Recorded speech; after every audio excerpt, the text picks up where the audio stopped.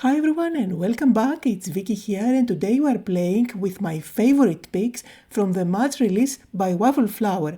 And this is my first pick. This is the Baking Fun die set, and it comes with lots and lots of dies that have to do with baking, make really adorable elements for cards. This is the Just Meats die set, and you get the mittens as well as lots of embellishments to place on top, like apples, hearts, flowers, etc. There are much stencils to help you color everything. Then I needed sentiments for this type of card, so I got the sentiment set that matches this theme, as well as the dies that cut out all these sentiments. And then I got two of those nesting dies, which I absolutely love because I know I will be using them a lot.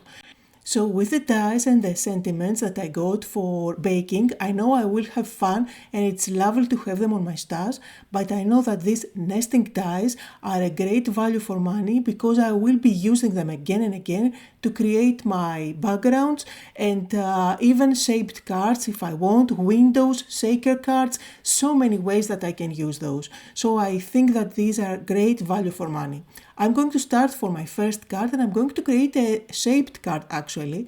It is going to be slightly smaller than our standard card, but it's going to be absolutely cute. Plus, it is always nice to create tiny little cards to put along with your baked cookies if you hand them out to someone. I bake cookies and I give them to my daughter. Along with this is going to be super fun.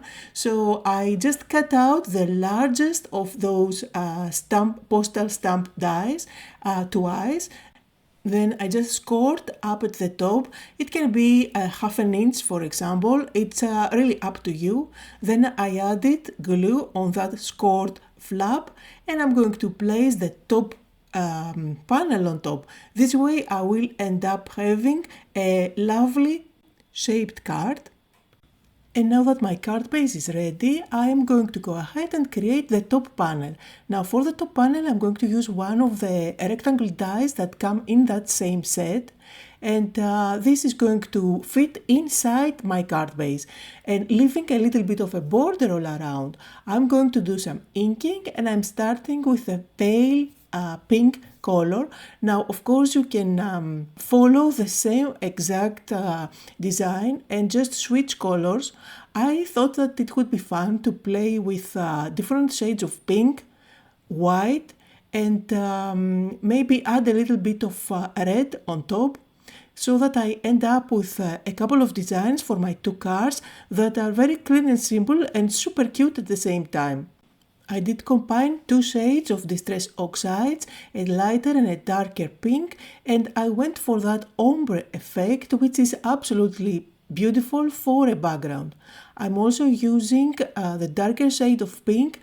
I dilute it with water and add some splatters. This is definitely a step that you can omit if you don't like splattering. I just love my splatters and it is really difficult for me to stop. Now that my panel is ready, I used foam tape at the back and I'm going to place it on my card base. And now it is time to put together my mixer. So that comes with two parts.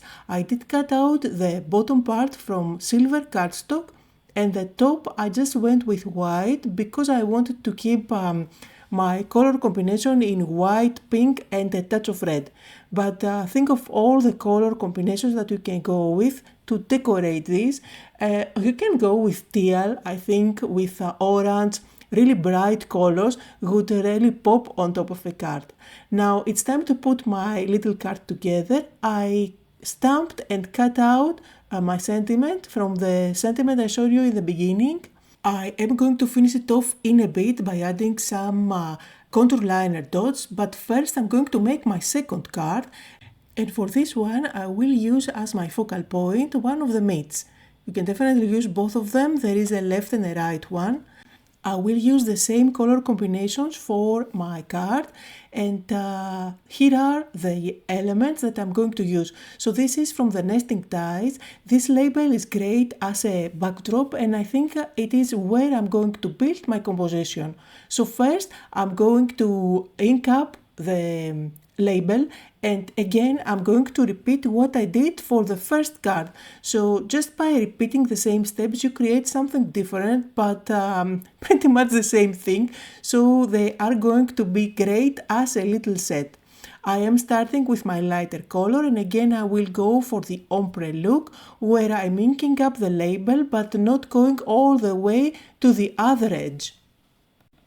Now I want to ink up the mid as well as all the little embellishments for that, and just because I have to work with tiny bits, I grabbed my grip mat so that nothing is moving on me. I'm also going to use the matching stencil, and you see all the different options that you get in that set. You can color it completely, you can add dots, stripes, you can have leaves, flowers, so many different options. This is where I got distracted and I didn't know which one I want to use. Anyway, I ended up using the stripes, and again I'm going with my pink. Now for the top of the mitt, you can use different options that are in the die set. I chose to go with the apple, but you will find a flower, a heart, you will find leaves as well.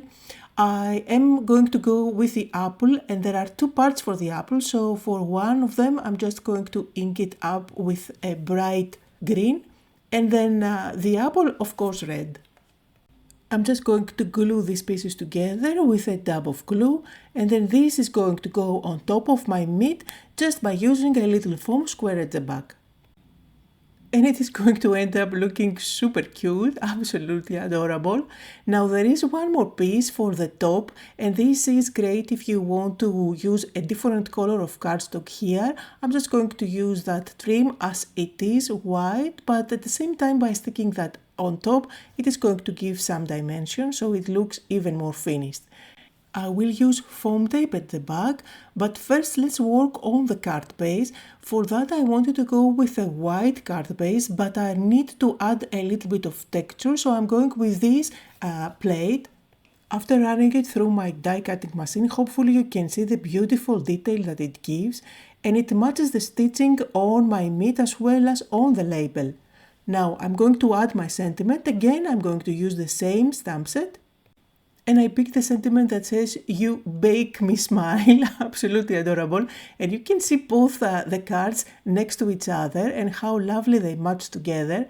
Now I'm going to finish them off by using my contour liner, and this is the iridescent color, and I'm just going to add some dots here and there. You can do that with pearls, you can add some sequins if you like, just to finish it off.